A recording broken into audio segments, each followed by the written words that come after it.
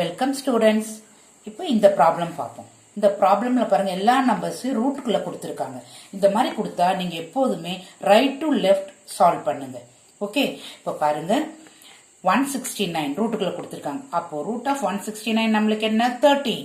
Okay, இப்போ இந்த 13ம் இந்த 108 பிளஸ் பண்ணுங்க. அப்போ உங்களுக்கு 121 வரும். இந்த 121 ரூட் எடுத்தா உங்களுக்கு என்ன வரும் 11 வரும். இந்த 11யும் இந்த 38யும் நீங்க பிளஸ் பண்ணுங்க. ஓகே, அப்ப இத ரூட் எடுத்தா உங்களுக்கு என்ன வரும், பிளஸ் பண்ணா 49 வரும். ரூட் எடுத்தா உங்களுக்கு என்ன வரும் 7 வரும்.